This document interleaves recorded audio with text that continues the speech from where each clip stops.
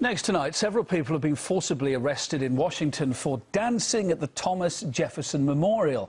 Among those held were RT America presenter Adam Kokesh. He joins us live now from Washington to tell us exactly what happened here. Alan, very good evening. Good to see you. So what exactly did happen then? Take us through it.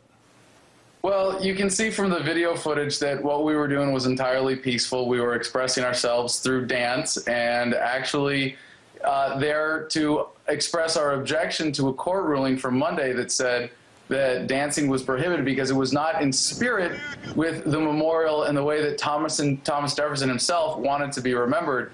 And I knew right away that that was another absurd piece of government crap, and we had to stand up against that and say, no, that's not acceptable. First of all, you don't have a legal definition of what dancing is to begin with, and I think Thomas Jefferson would want to be remembered by a place of freedom rather than a place where expression is suppressed. Yeah, Adam, we're just looking at the pictures there over your shoulder. We actually saw you being forcibly thrown down to the ground. I mean, the police reaction was pretty brutal, wasn't it, just for silent dancing?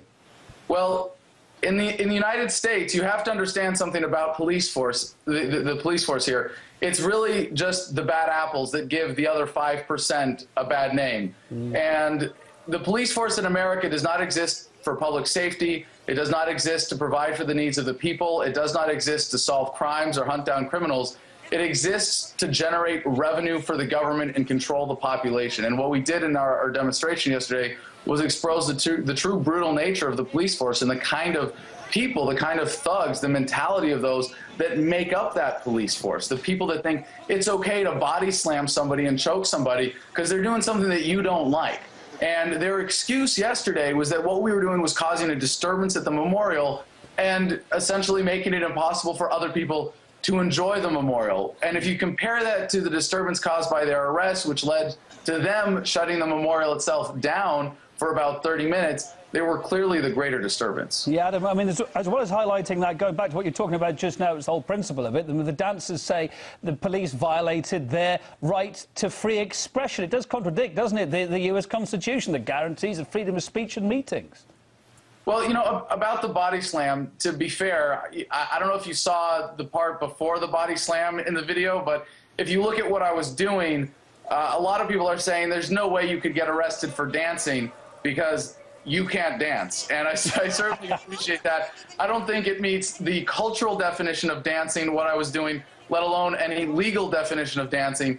But if there is some legal definition that says moving a body in a rhythmic way of some kind legally qualifies as dancing, you know, I got to give it to the officers, because if you see that video, clearly I deserved what I had coming. Yeah, you probably wouldn't get any prizes for your dancing moves. But no, the protesters say they're going to be back next Saturday. Will we see more violent clashes than with police? Well, you're going as well then again, yeah? Yes, we are. No, it was I'm organizing the event on Facebook. We put it up last night as soon as we got home from this thing, as soon as I got out of jail. And I want to thank everybody who phoned into the police department here demanding our release, and I think it was responsible for how quickly we were released, given the circumstances. There were calls coming in, flooding the police department before we even got booked. So thank you to everybody, but really, if you want to support this cause, if you want to stand up to oppression in the United States, if you want to stand up to the police force that's out of control, join us next Saturday at noon at the Jefferson Memorial.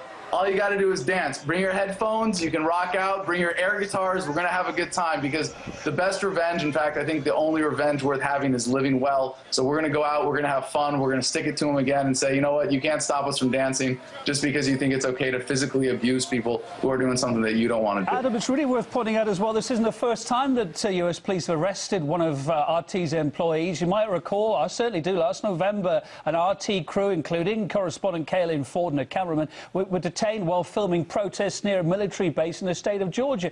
This seems to keep happening, doesn't it?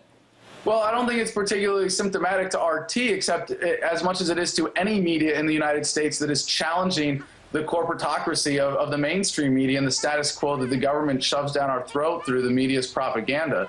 So, I mean, we had a reporter there from a local NBC affiliate who got kicked out of the memorial and didn't even report it. I mean, that's how sad the American corporate media is, and that's why it's so important that there's a station like RT America here broadcasting an alternative perspective. These guys were there, they were filming, they interviewed me before the event, they got it all on camera, they had their cameraman in there recording this thing, and the cops kicked him out.